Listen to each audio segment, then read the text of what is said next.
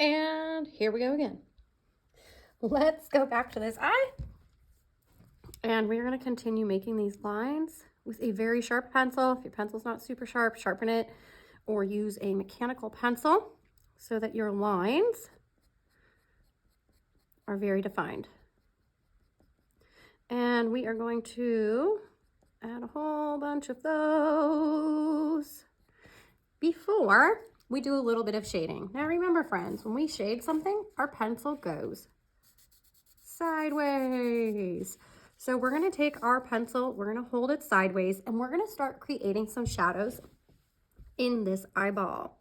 So our eyelids naturally create a shadow because there's usually light coming from above us. And so we are going to darken this part in a little bit, right? There we go. Looks a little bit better. And we're going to do that over here as well. And over here as well. Now our eyeballs are curved. So what that means is light is going to hit the most on this part of the eyeball and the least in the corners of the eye. That means we need to create some shadow in the corners of the eyeball by holding our pencil sideways. Now when we're shading, we're going to do a gradient shade, which means darker at the edges and lighter at the center. Let's do the same thing with the other corner. Dark in the corner and lighter towards the center. Okay, so we can start to see how different the eyes are looking from one another just by adding some shading.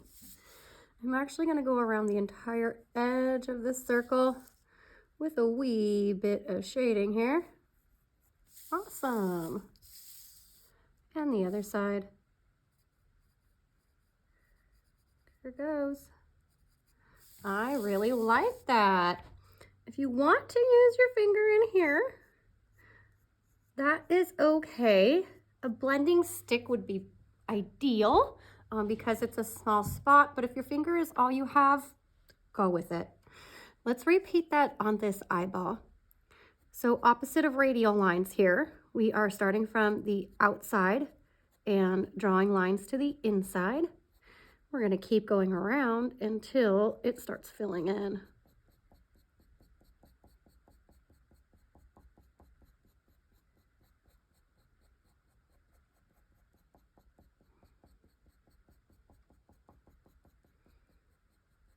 Beautiful. When I think I've had enough, I'm going to add some shading.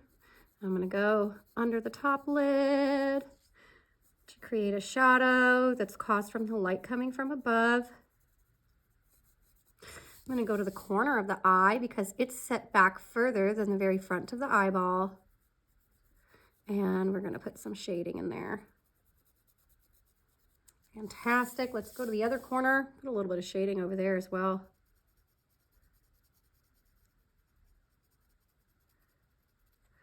Let's try a little blend with our finger the best that we can. Ta-da! Okie dokie, friends.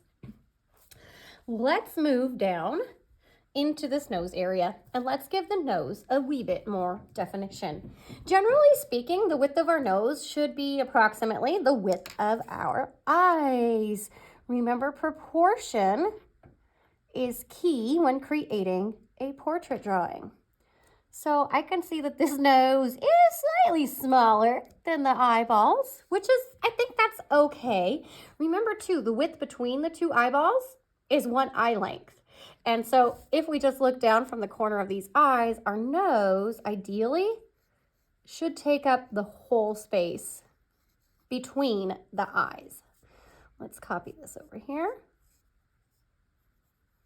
A little bit bigger. All right, let's define that shape a little bit. And that means that we are going to darken our lines.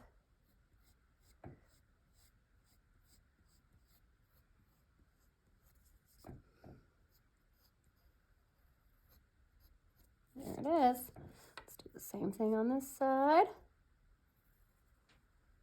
Ta-da! Okay, let's think about our nose for a moment.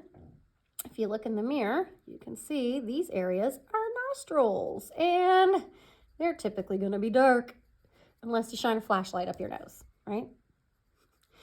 We're not. So let's go ahead and put some shading in there. Remember, when you're shading, you hold your pencil to the side. Beautiful.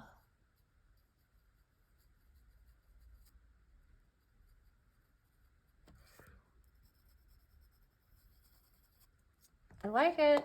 Let's talk about the side of the bridge. So when you look in the mirror, it may not be obvious at first, but you actually have some shadows beside your nose. Light naturally is going to come from above us, but it's also coming from the sides. So if your nose protrudes from your face, which they all do, it's going to cast a shadow on either side. And how do we represent that in our drawings? With shading, you guys. We represent shadows with shading. I'm going to actually shade the area from the bridge of the nose over to the corner of the eye there. And I'm going to do the same thing over here.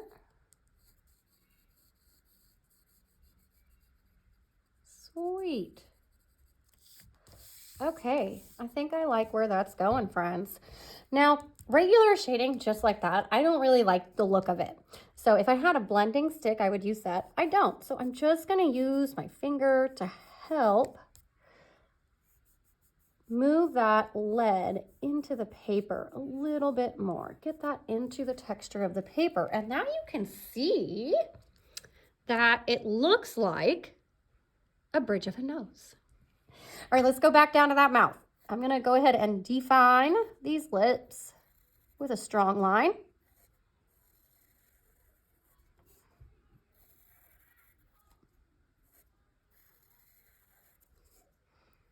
And let's get that bottom lip as well.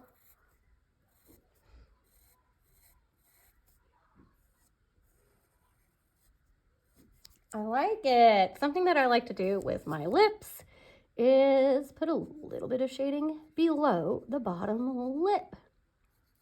Again, the light from above is going to get caught on your lip, casting a shadow right below it. The shadow tends to be longest at the middle of the lip and shorter at the sides. When you're shading, hold your pencil sideways. Awesome. Let's go ahead and do a little bit of blending here. Super duper. So now we're starting to add some dimension. Let's put a little bit of shading into this Cupid's bow here.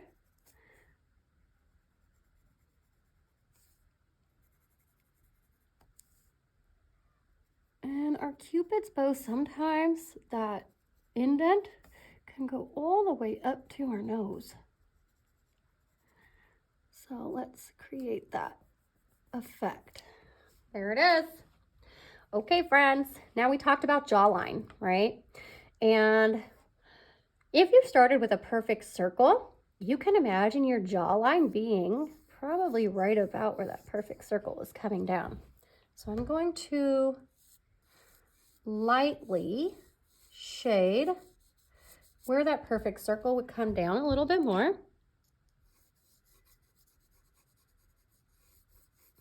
Just like that.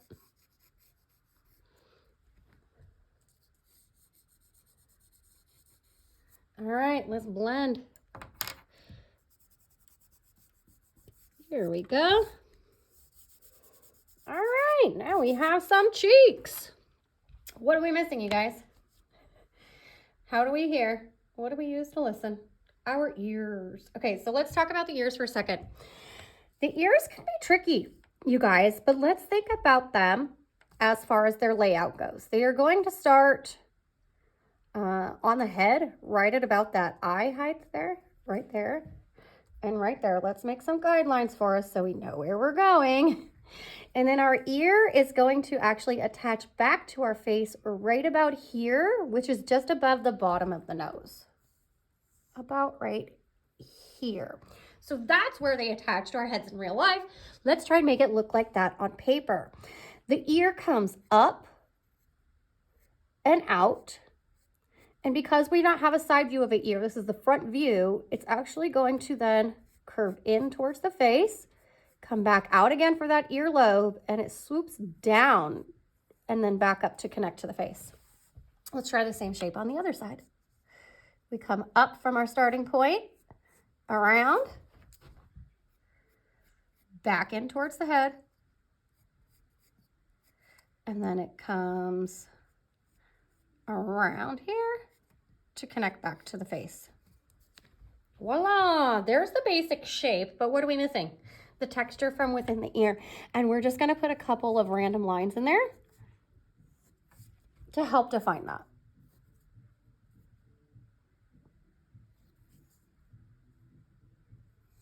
Okay, good. We're gonna leave it at that, you guys, because we might have some hair covering some of that. So we'll wait to work on those a little bit more till later.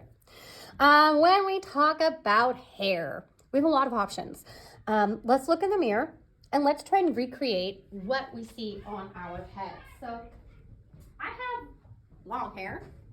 It's not really straight and it's not really curvy. It's a wee bit wavy. And I like to part my hair in the middle of my head, which we know is right here. So what do you guys think would happen if I drew all my hair way up here, not covering my head? Do you think that would make for a really, really long forehead? It sure would. And so this is why sometimes we get tripped up when we are planning where to put our eyes and we put them halfway down the face. We're like, why are the eyes so low? Because we need room for hair up here, folks. We need room for hair. So our hairline is probably going to start about right there. So here we go. We are going to just go up and around, up and around. Mine is a wee bit wavy, so my lines are also going to be a wee bit wavy.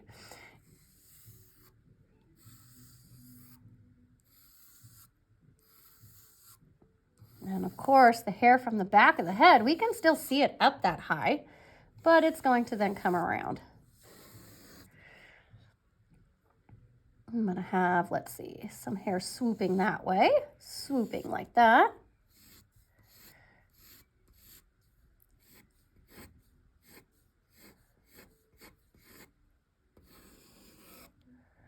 And we are just going to continue until we have a good amount of hair in here.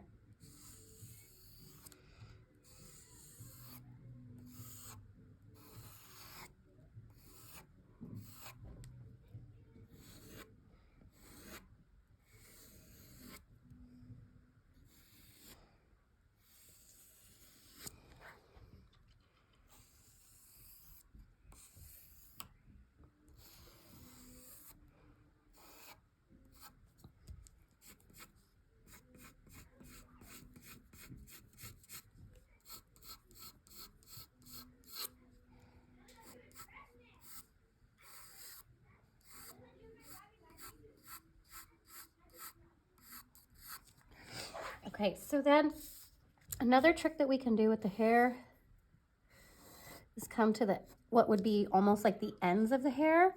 Go to the end of one of your strands and make it into a V. This is going to help to create more hair texture.